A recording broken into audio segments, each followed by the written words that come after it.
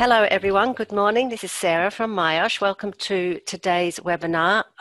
It's on emergency management planning and returning to the workplace, and it'll be presented by the team at Greencap. So before I introduce them, I just want to do a couple of quick things. With the session is being recorded. An email later today will go out with the recording, a link to the slides, and a link to some downloadable resources that we'll also post in the chat.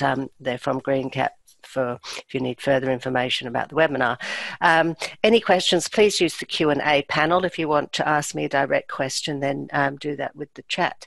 And yes, thank you for joining us. So TrimEvac, just a little bit about TrimEvac and the moderator, because this is going to be a panel type webinar with a moderator and two other speakers. So TrimEvac is Greencap's specialised emergency management and training company, providing a comprehensive range of emergency management, consulting and training services across Australia and New Zealand. It was regarded as one of Australia's leading emergency management and response training companies with a history of delivering client success since 1987. Greencap itself has been leading the way in risk management and compliance in Australia since 1984. Our moderator today is Adam Hart. Adam has over 30 years experience in sales and account management across several industries, with an emergency management background, including over 11 years as a volunteer firefighter with New South Wales Rural Fire Service, as well as leadership, account management and training roles with companies providing emergency management planning services. As the regional national manager of business development and key accounts, Adam provides advice to large national portfolios covering metropolitan, regional and remote sites through to individual tenants, including ensuring TrimEvac services meet the requirements of standards and regulations. So here's over to you, Adam, and thank you for your team for joining us today. Thank you, Sarah, and welcome everybody. With me today is Michael Hutchison, Head of TrimEvac, and Mark Blewett, our National Training and Compliance Manager. Michael has over 20 years experience in the industry working with workplace emergency management sector and has held several senior executive roles during this time. He's worked closely with government departments and private sector organisations to design and implement comprehensive emergency management programs. And in his current role as Head of Greencap's TrimEvac, he has operational leadership responsibility for all aspects of the emergency management business. He's also been an active member on various technical committees and special interest groups within the emergency management field and represented the Fire Protection Association of Australia on the AS 3745 2010 Planning for Emergencies and Facilities Standards Committee. Mark Blewett has been with TrimEvac for the last 5 years. Mark is an experienced emergency management practitioner. He has 18 years in the Armed Forces and 18 years in the Rural Fire Services and with community liaison experience. In his role as National Training and Compliance Manager, Mark is responsible for developing and maintaining our high standards of training that we deliver at TrimEvac. He's also been involved in safety assessments of large organisations and has reported on many incidents for clients in relation to the effectiveness of their emergency procedures post-incident. Going the wrong way. All right. Prior to the onset of the COVID situation, managing emergency management in many facilities was a relatively straightforward task. Those responsible compliance managers were scheduled, warden numbers were stable, evacuation diagrams had expiry dates to ensure their review was on time. The COVID-19 pandemic has just disrupted businesses and facilities managers' plans for maintaining compliance and creating pressing needs to relocate staff, adapt business practices and technology, and maintain or manage a building with very few occupants in some circumstances. As Australia's states and territories progress through the different stages of restrictions, how should emergency management be continued? And how do you plan for the return to your workplace? The ongoing disruption to all our businesses since COVID-19 is leaving much of the workforce working from home, with some buildings remaining occupied, many partially occupied, or skeleton staff in some buildings. So what's going to change? So I'm going to hand over to Michael, and Michael's going to talk about what's changed in emergency management. Oh, sorry, no, we're going to a poll. My mistake. So, Sarah.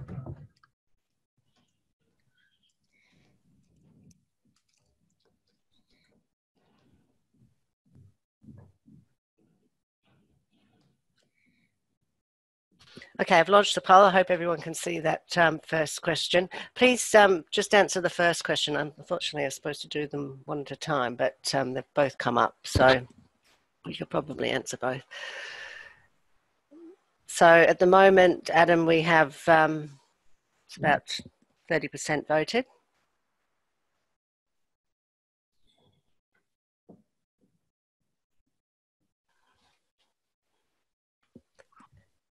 It's about 40% now.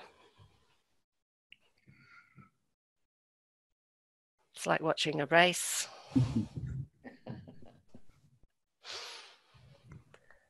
Okay, just a few more seconds and then we should get to about 80% and then I'll end that.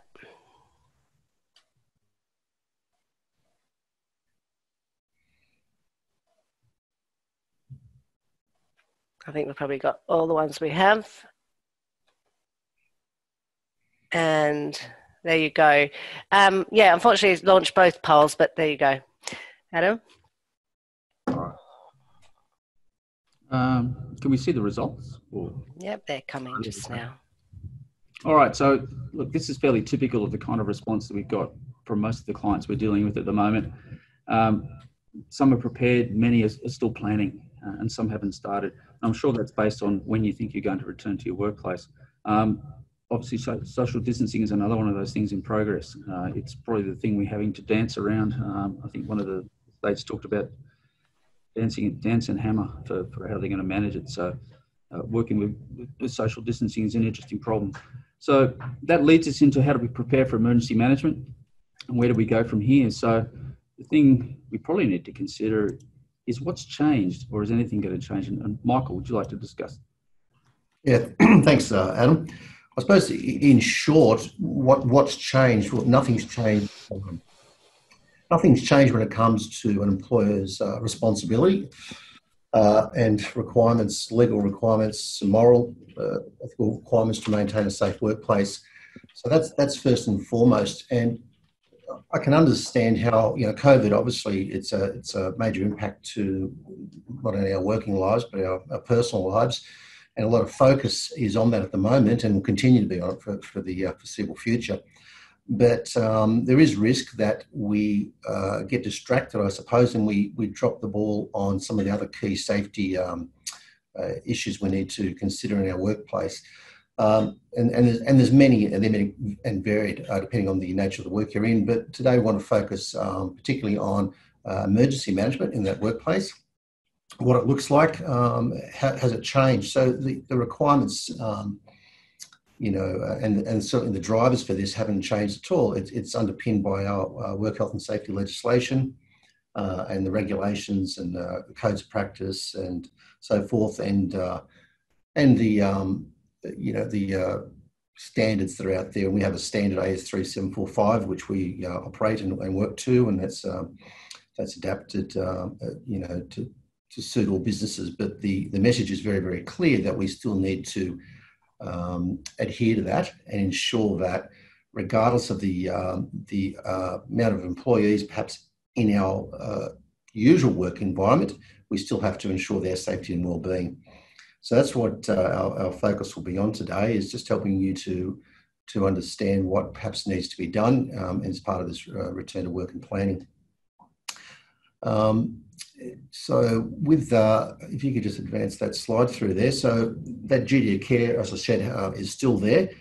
And some of the things that we now need to factor into this is the response to COVID and the social distancing requirements in our workplace with emergency management. And this is something that we're being asked fairly regularly at the moment.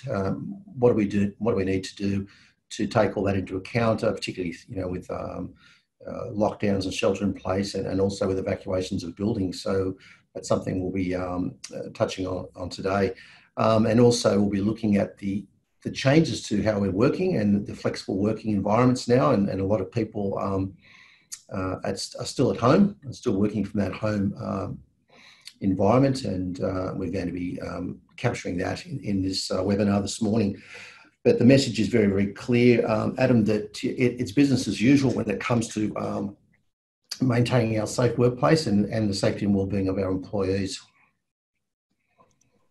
All right, so obviously there's going to be some new ways of working. Mark, can you have a talk about what's changed in that area? Yeah, a lot of people now, of course, are working from home. The environment has changed considerably for us because the having to work at that particular situation, you still have to have an emergency preparedness for homes as well, because the duty of care for the employer still goes to the home, because that is now the workplace. So providing your staff with a checklist of what they should have at home, some of the things that are required. You would have seen a lot of that during the bushfires, having a plan for preparedness. So it's those sorts of things that they need to have a checklist saying what's going to affect you at home. It's also working at home, that environment, what distractions you have.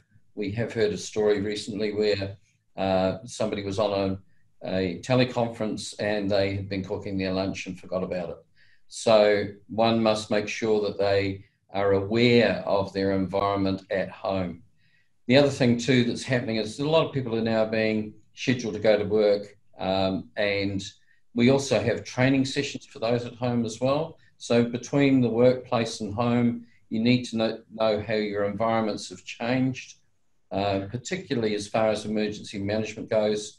If you're going to be scheduled to go back to work, you need to be familiar with your workplace emergency plans. You need to be trained before you go back to the work site as well, because a lot of procedures have changed, particularly in evacuations and so on. That's really the main thing, is making sure that your staff have got the same process in place. So having an emergency plan for the home, and they practice it as well. That needs to be done. Great. Well, thanks, Mark. We'll move along. So I think we had the next poll question set up for that, so we'll keep going past that. So obviously social distancing is one of those requirements we're all going to have to chase. So returning to the workplace, there's a lot to do when we return to the workplace. So what do we need to consider in our plan, Michael? Yeah, thanks, Adam. So look, it's important that, oops, sorry, I just turned my video back on for you. It's time to review our plans. Emergency procedures, emergency plans should be reviewed at least annually, but certainly after an incident, and I certainly classify this as an incident now. So it's a good time to review that and adjust and adapt it to the new ways of working. And that's going to mean involving consultation with, so the emergency planning committee should be consulting with your employees in the various departments in the business, but also engaging with your building managers. So if you're a tenant within a multi-tenanted building, you need to understand, if anything, what changes have been made to the emergency procedures for the building. And it's also about sorry, I've been disrupted there. It's also about looking at various training options for employees. So Mark mentioned how we're working from home at the moment. I suppose employees should consider some tools and some training to support that and help them with that planning for the home workplace, but also start to prepare them for the transition back into their normal place of work. It is a requirement within the standard anyway that all employees are inducted into their workplace when they commence employment, and they understand the emergency procedures and the roles of the wardens and their evacuation areas and so forth.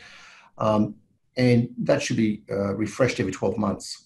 So each 12 months that they're supposed to revisit that and refresh their understanding of the alarms and the emergency procedures. So what we're suggesting now is, as you start to prepare that return to work plan, think about that and try to involve your team in it and upskill them, get them back thinking about the other workplace and thinking about not just the social distancing piece and the hygiene practices is obviously very important, but what to do when those alarms go off in the building or some other type of an incident has impacted that workplace.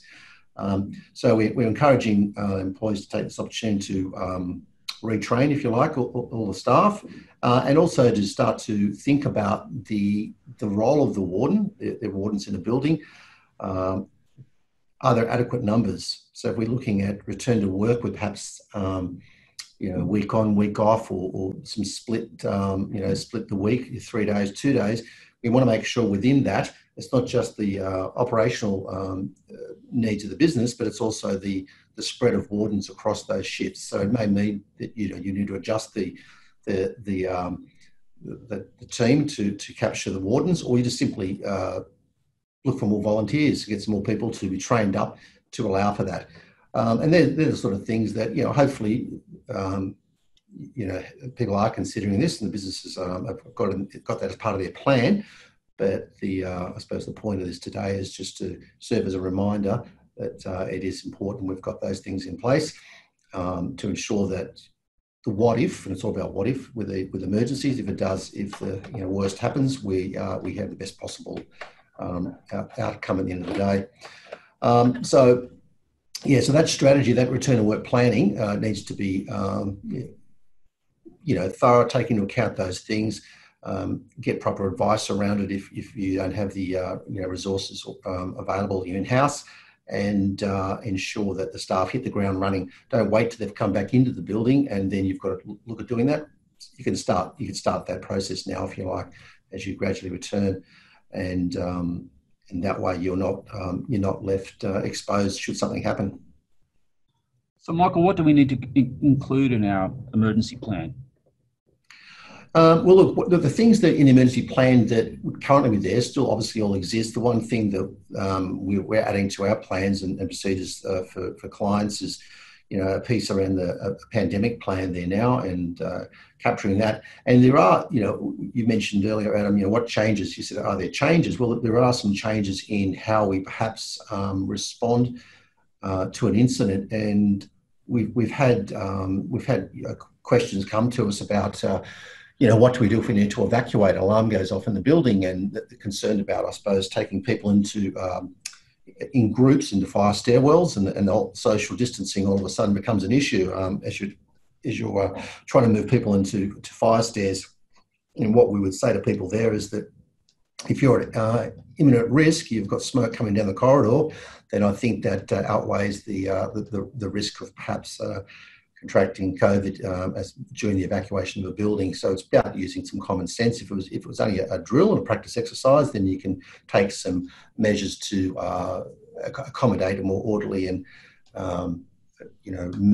movement of people and plan the distancing a little bit better. But certainly when the risk is nipping away at your heels, that's probably not something you want to be too worried about.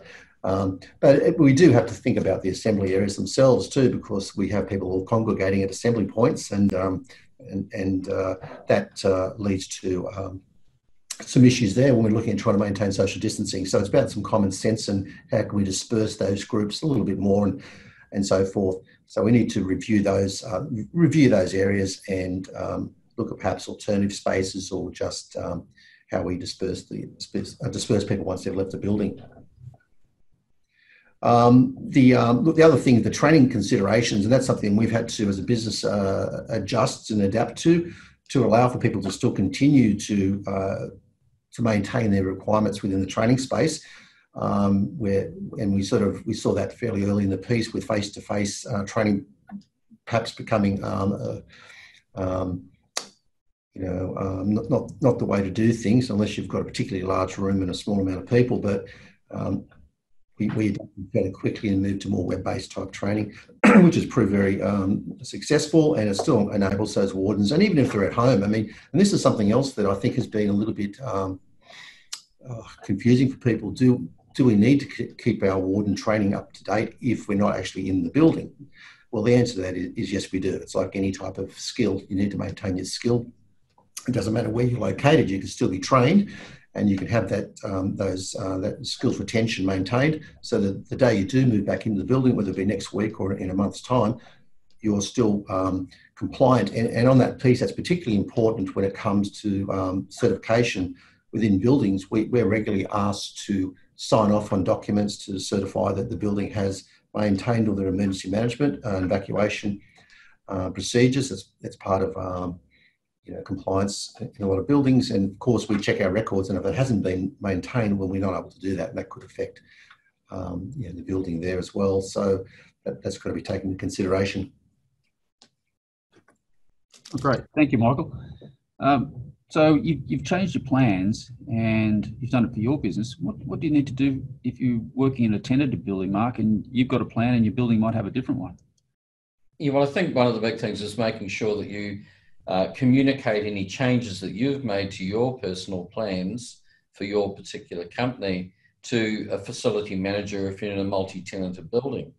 One of the things you've got to do is make sure that you schedule a meeting with your manager, because the other one is the reverse, is what has changed within the building as far as entry restrictions go, and also how many people to a floor. All those sorts of things now have changed. So those new arrangements should be communicated between yourselves and the facility managers as well, so that you're all on the same page. As Michael referred to before, one of the things that I've, as part of the compliance side, is that I've been asked to provide a compliance certificate for a building who, at the beginning of this situation, canned all training together. So it's all out, so we're not doing anything until we come back to the building. But the interesting thing is they've had people in the building and they should have had training. They should have continued their training. In fact, that's what WorkCover has stated, that they must take all possible steps to make sure that they're still fulfilling their compliance needs. So I think that communication between your facilities managers and yourselves is most important to make sure that you have that compliance. Great, thanks, Mark. Now, we prepared a couple of case studies just to give you some examples of the kinds of things we've been talking to with clients over the last 10 weeks, 12 weeks, 13 weeks, I suppose this has been running now. So the first case study is a reduced occupancy planning for a building. So we have a large national client with industrial, retail and commercial facilities. And they moved all their teams into what they would describe as A and B teams, so that they didn't have overlap. So if there was any infection amongst any of the groups, they had a group that would remain COVID-free. So the challenge was when they split into the two teams, which made sense for the way they wanted to run their business, they were really heavy with wardens in one team and almost no wardens in the other team. And what they also lacked was a lot of education about what to do in case of an emergency in regards to social distancing and an emergency disease response. And this needed to be done quickly. The situation had changed. They needed to move their staff quickly. The particular focus was on shopping centres with large public areas and without the organisational control that we would normally have inside your business, where people are trained and everyone understands the hierarchy moving around. So we had to tailor the training to suit the client and the client's needs. We moved it to web-based. Obviously, that worked with social distancing. It also gave us a lot of reach to get to many of their sites, which helped them get this done quickly. They upgraded their emergency preparedness and informed their team with the practical skills. So practical things at the time were, what do we do if someone's presenting with a high temperature or fever and it's been reported? What we didn't want to do was go and press an alarm, I think like they did famously in one of the large buildings in Victoria, and empty an entire building and mix everybody up on the street and then into the assembly area without managing what was going on. So the kind of response was a word of mouth response. They would communicate to tenants directly and then move people away in a nice controlled manner. With no impending emergency like fire or smoke, there is plenty of time to react. And this is what people needed to understand and be trained in. What we didn't want people was rushing unnecessarily, and particularly in the beginning of the COVID responses, social distancing was very new. The infectiousness of the disease was still relatively unknown. So the more we could train people and get people to relax about what was required to do if they had an emergency, the better. And so we were able to communicate. I think we did about 60 different people across three different sessions in about a week and a half, and that brought their people back up to speed. They've had to do more ongoing work and review it. Obviously, things have changed as we've gone on. It changes in different states, as obviously the Victorian experience is playing out at the moment, and other states are going back to normal. So at one end of the country, you've got people going back into lockdown. At the other end of the country, you've got people moving freely. So there's for national companies, there's a lot of considerations to go on at the moment with that one. The second case study is a large New South Wales government department moving back into a building. And it's a brand new building. So this is a building that staff hadn't occupied. And to be honest, most of the staff hadn't even seen the building. So the building wasn't ready to be accessed by any of the staff for their normal walkthroughs, etc. When COVID hit, it was still a construction site. So nobody had seen the building. So we've got 3,000 staff from 7 departments and 5 different locations across Sydney moving into one building. And many of the staff have been working from home for the last 3 months. So they've been out of a building and we're going back into a new building. So we developed a consultation process in line with all the new procedures. That consultation process took maybe 6 to 8 weeks. Obviously a government department, large numbers of people in different departments and locations. There was a lot of communication that had to happen, organising assembly areas and the kinds of procedures that would happen. Most importantly was having wardens on site when people came back in. Now they're doing a staged occupancy of the building. So 3,000 staff won't be there on day one. So the first week this happened in mid-June, I think 200 or 300 people moved in 1 week. By the end of September, they're planning to have all 3,000 moved in. So they needed wardens on site. Now the problem they've had with who was going to be on site and what time were they working. So they've introduced staggered work times. You've got many different wardens and you needed to get them trained prior to going to the building because nobody was sure quite who would be on site at what time. And so to have warden coverage, we needed to train all the wardens. So for 3,000 people, they nominated 135 wardens. So we managed to train 135 wardens over 5 different web-based sessions to ensure that people were available and could attend the training. The training included all the latest pandemic information that we have and things that were relevant to them moving into a new building. So that took a while to organise and to communicate, lots of toing and froing.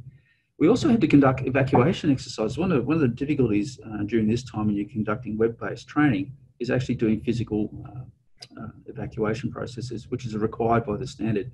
We've done a lot of desktop evacuation exercises or shelter in place in different situations to cover off people so that they remain compliant and have the right sort of training for their business or the environment or the site that they're working on. So we got 3 groups in to do training. The funny thing about that was all the ooh-ahing about working into a new building, but we had to take people for a walkthrough for their building. So it was like, as I explained the dance earlier, it was like the dance in a shopping centre where everyone maintains their social distance but moves around quite carefully. We had to show them where the exits were. We had to show them what the stairwells looked like. We had to demonstrate the procedures. This particular building had fire curtains. We needed to explain how things would work in this building. So we ran them through. We ran them as walkthroughs. Michael's point earlier that while we can run a nice walkthrough and there's plenty of time to evacuate if there's no impending emergency, if you've got fire and smoke, of course, this was all out the window because saving your life over potentially catching the virus obviously takes precedent. We need to get people out. The assembly area was chosen. The assembly area is a bit funny. It's actually an oval. So you've almost got people walking single file around an oval to keep themselves spread out. But that done, we managed to get 135 wardens trained. We managed to get them familiar with the building and they started moving in. So it's been a success from their point of view. There's a lot of, I can't think of a better phrase than suck it and see. So to see how this is going to play out as they all go into the building because they haven't had an emergency and people are still moving into the business. But that's the kind of challenge that's a very real challenge for a business. So here's a bunch of people who've been out of work or out of the office, I should say, out of the workplace for at least three months. They came from 5 different locations and it hadn't even been in those locations for the last 3 months. So the education and training piece is really, really important to get people back up to speed. People needed to re-acclimatise, if you like, or make them sort of familiar with the procedures. What it's like to be a warden is one thing, what it's like to be a warden in a brand new building and how that's going to work and how that works with social distancing and the requirements of working in a workplace where you don't know who's at work and what time. The other thing we did, actually, warden caps was the other thing. So this department decided that everybody would have an individual warden cap. There's obviously issues around cleaning, handling, and sharing of different things. So they actually ordered individual warden caps for their wardens rather than having them hung up in a cupboard, which is really common. So whoever's a warden that day goes and puts on the warden cap. So wardens were going to have individual wardens. Obviously, a few issues. Maybe if I'm not at my desk and I'm 2 floors up, and the alarm goes off, what do I do? But those things are covered, so everyone's safe. So that's 2 case studies that give us a bit of an example of what the kind of considerations that people have been having to make during this time. So that's the bulk of our presentation. What we've got now is questions. So if anybody has any questions specifically about anything we've talked about today, or anything that they're interested in, or something that potentially we haven't covered, please let us know. Okay, well, we don't have any questions just now, but that always seems to change within a few seconds, so we'll just wait. There is a link that I mentioned at the start of the webinar to some downloadable resources that is now in the chat session. Somebody has asked, is it possible to get a copy of the slide pack? And definitely there'll be an email going out later today with a link to the downloadable slides and the video. But Adam, if there are further questions, I believe you're going to be able to see these. One that has come through to the chat from Kate Martin is she's interested in details on the online Warden Training. I think someone will be able to get back to Kate. There's probably information in that downloadable links that we've attached to the chat also. So just waiting for a few more questions.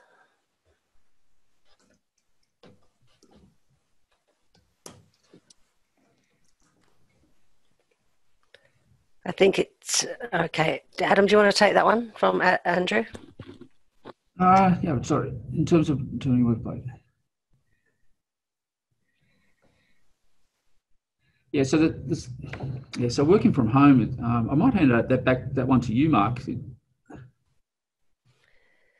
Yeah, that's not a problem. Yes, again, it's the main thing is by checking the workplace from home is firstly giving them a plan to follow what they need and have a checklist that they can bring back to you. In the past, in fact, with a company I worked for once, they even asked us to take a photograph of our office and send that through so they could see the condition that you're working in. Because of the way things have happened, some people are working in quite awkward places and having to move around the house because of disruptions from family and so on. So, yeah, the best thing is to have a checklist prepared for them from working from home, and we can help with that. All right. There's another question here that says, I was under the impression Warden Training needed to be face-to-face to be compliant. Look, face-to-face is ideal and preferred. It's the best method of training. One of the parts of the standard says wardens must meet at least once a year, and part of that is in the training session. So wardens get to sit and meet and discuss the kinds of things that are going on in their building. That's usually facilitated during the training process. So you bring all the wardens together. During the face-to-face session, it's much easier to talk to the building. People will have direct questions about the building itself, the procedures in that building, what they need to do. The thing about having face-to-face too is everyone's in the same room together. They can share information. They can actually get to meet the other wardens in a building, particularly if you're in a multi-tenanted building. It's quite interesting that how many wardens haven't met each other, and yet they're going to be working together if the need arises to evacuate an entire building. It's very good for clarifying what to do.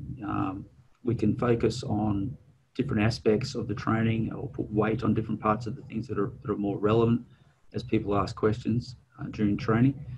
Ideally, face-to-face is the best method. So we've managed with web-based during the COVID situation because of the need to, social distancing has caused a few issues.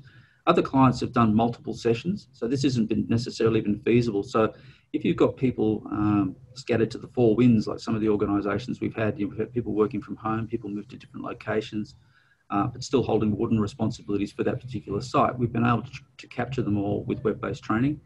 It's been particularly useful for remote and regional sites where travel has been restricted during this current time.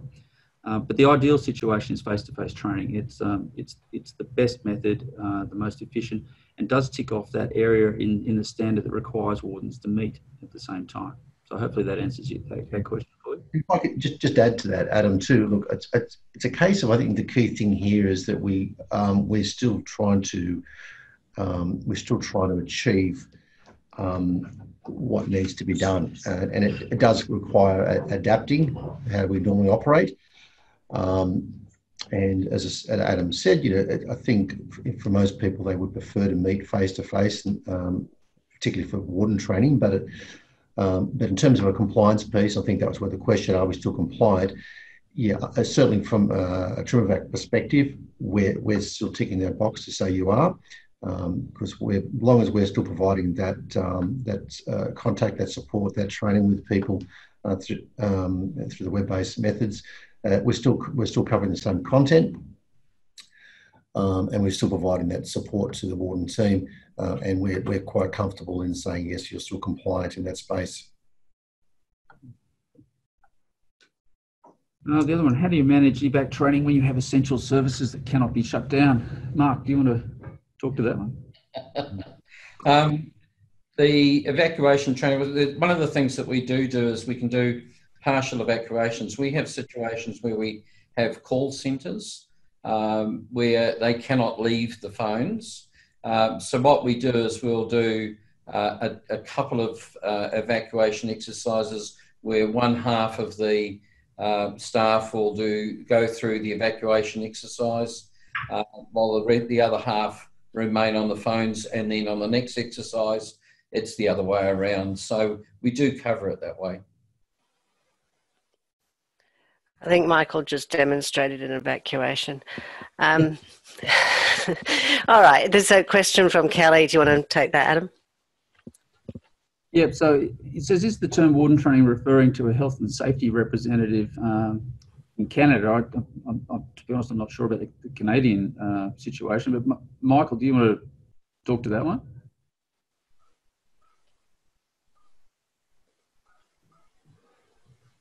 What was that question again regarding Canada? Is the warden training, is the term warden for training referring to a health and safety representative? So there's a question about Canada.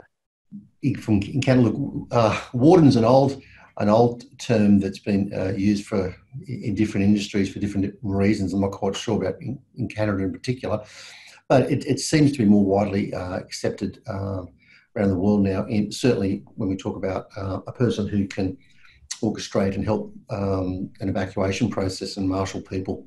I don't know whether there's any other roles that fall under warden, the title of warden in Canada, but I know in the US, UK, they still refer to wardens. Yeah, generally here, it's anybody that's trained and capable of assisting in any kind of emergencies. The go-to people. I mean, a first aider is a first aider. The warden is normally trained in the response for the building and the emergency systems in the building as well. So, they're responsible people for your floor. They're normally chosen as responsible people to assist in different kinds of emergencies. It may be to get a first aider if required. It may be to alert the building. It may be to run the evacuation. So if that's the role that a health and safety representative has in Canada, then yes, they're similar. But happy to take that on advice and come back with more information if you've got anything more specific about that one. Okay, well, we don't seem to have any further questions, so we'll take this opportunity to remind you that there is a link in that chat for the downloadable resources and a link to our upcoming webinars and podcasts this month or July. We have quite a few on safety differently, which is always very popular, including one from David Proban, who is also very popular, and Kim Bancroft from Urban Utilities in Queensland. So we will be sending a podcast out too with that video, just a reminder, because some people it's easier to listen to in the car. So I'd like to thank gentlemen for joining us today, and hope we can have you all back one day. We've had a couple of Greencap webinars and they're always very good. that Kelly has just sent a message saying thank you. She just wanted to ensure she was understanding the role you were discussing. But anyway, thank you everyone for joining us. And if there are any questions, there'll be contact details for the Greencap team in the email as well. So thank you, Mark. Thanks, Adam. And thanks, Michael. Hope you have a really good day. Thank you. Thanks. Okay, bye. Bye.